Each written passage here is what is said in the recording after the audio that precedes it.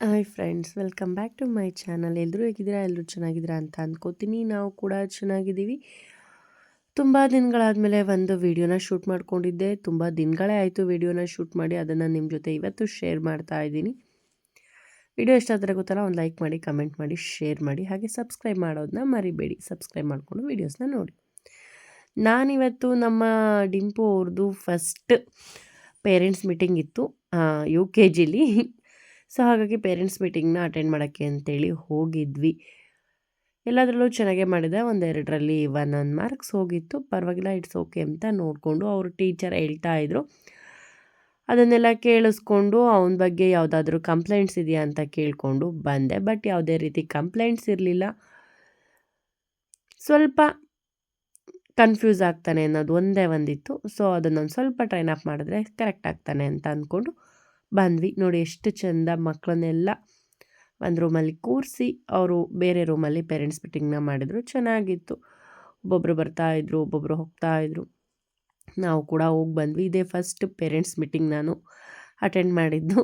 LKGಲಿ ಅಷ್ಟಾಗಿ ಹೋಗ್ತಿರ್ಲಿಲ್ಲ. It's okay ಅಂತೇಳಿ ಸುಮ್ಮನೆ ಆಗ್ತಿದ್ದೆ. ಹಾಗೆ ಅದನ್ನೆಲ್ಲ ಮುಗಿಸ್ಕೊಂಡು ನಾವು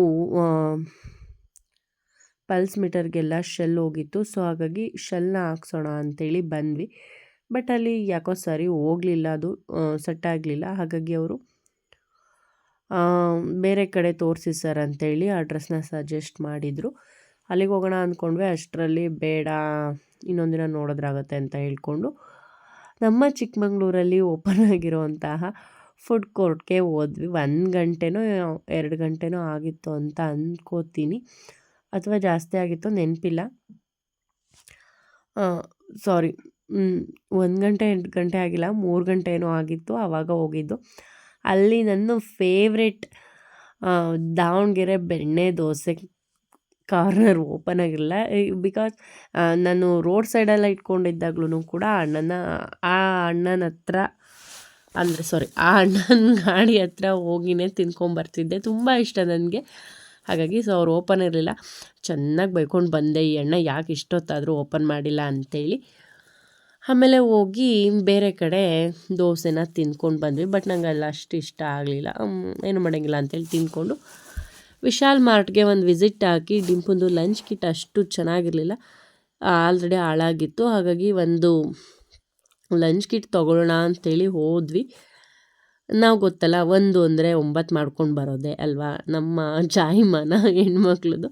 ಸೊ ಹಾಗಾಗಿ ಅದು ಇದು ಅಂತ ಹೇಳಿ ಅದನ್ನು ನೋಡಿಕೊಂಡು 1-2,500 ಬಿಲ್ ಮಾಡಿ ನಮ್ಮ ಮನೆಯವ್ರಿಗೆ ಕರ್ಕೊಬಂದ್ವಿ. ಬೈತಿದ್ರು, ಬೈಸ್ಕೊಳ್ಳೋದೇನು ಕಾಮನ್ ಅಂತ ಬೈಸ್ಕೊಂಡು ಸುಮ್ಮನೆ ಬಂದ್ವಿ. ನೋಡಿ, ಅವರೇ ಸೆಲೆಕ್ಟ್ ಮಾಡ್ತಿದ್ದಾರೆ, ಅದನ್ನೇ ಫೈನಲ್ ಮಾಡ್ಕೊಂಡು ಬಂದಿದ್ದು. ಅವರು ಬೇಡ ಅಂತಾರೆ, ಹೋದರೆ ನೀನು ಅದು ಇದು ಅಂತೀಯ ಅಂತೇಳಿ. ಆದರೆ ಇರಲಿ ಅಂಥೇಳಿ ಕರ್ಕೊಂಡೋಗಿ ತೊಗೊಬಂದೆ. ಹಾಗೆ ಇದು ನಾನು ಸ್ಟಿಚ್ ಮಾಡಿರೋಂತಹ ಡ್ರೆಸ್ಸು ಹೇಗಿದೆ ಅಂತೇಳಿ ಕಮೆಂಟ್ ಮಾಡಿ. Thank you.